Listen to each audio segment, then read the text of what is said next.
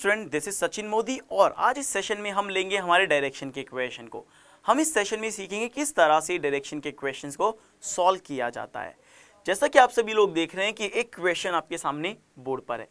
इस क्वेश्चन में कहा गया है Mohan started from his home, यानी कि मोहन जो है अपने घर से चलना शुरू करता है। यानी Mohan started from his home and started walking east, यानी कि ये अपने घर से चलना शुरू करता है और ईस्ट डायरेक्शन की तरफ चलता है। तो क्या करेंगे, सबसे पहले गाइस हम यहाँ पर इसका एक होम पॉइंट बना लेंगे कि सपोज करिए जो पॉइंट है ये इसका होम है, ठीक है। ये यहाँ से चलना शुरू करता है और ईस्ट डायरेक्शन में चलता है अकॉर्डिंग टू द क्वेश्चन।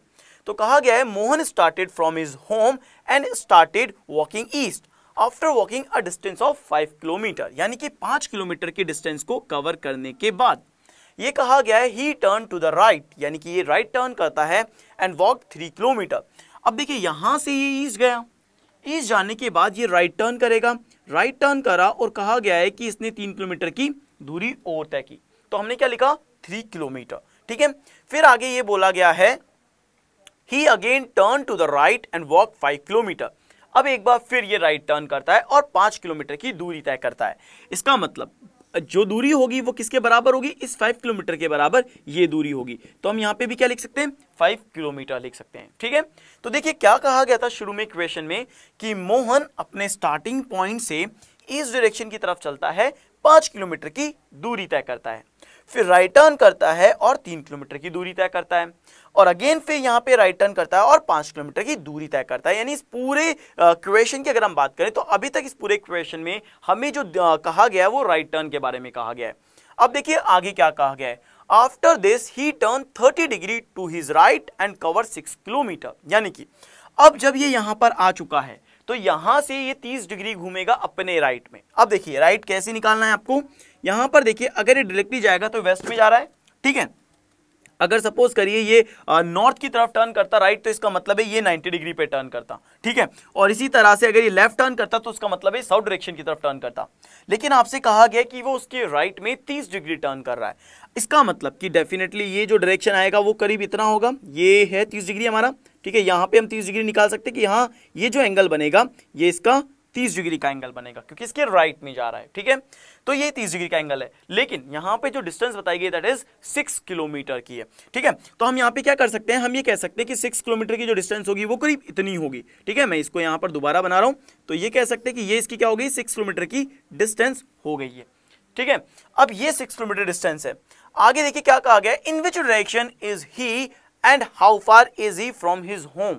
तो देखिए डायरेक्शन तो अगर मुझे निकालनी तो सिंपली कह सकता हूं डायरेक्शन तो क्या होगी, पहले ये ईस्ट की तरफ फेस कर रहा था, लेकिन ये पॉइंट ये है, इस समय ये यहां पर है, इसका मतलब है ये अपने घर से तो कहां पर है, वेस्ट में है, यस या नो।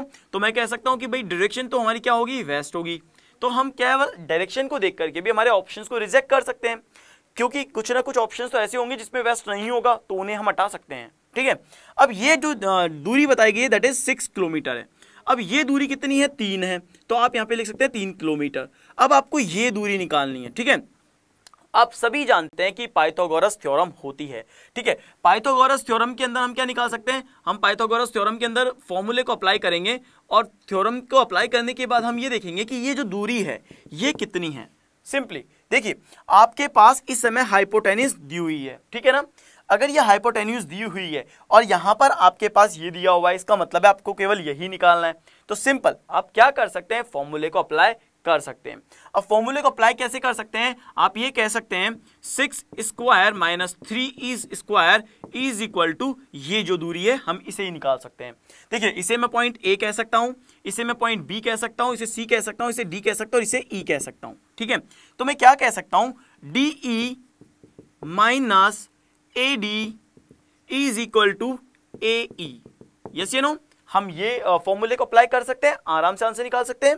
6 स्क्वायर क्या हो गया, 36 हो गया, 3 स्क्वायर क्या हो गया, 9 हो गया, तो 36 माइनस 9 आया। इसका मतलब हम ये कह सकते हैं यहाँ पर जो वैल्यू आएगी वो क्या होगी, 27 होगी। It means we can say A E square is equal to 27, ठीक है।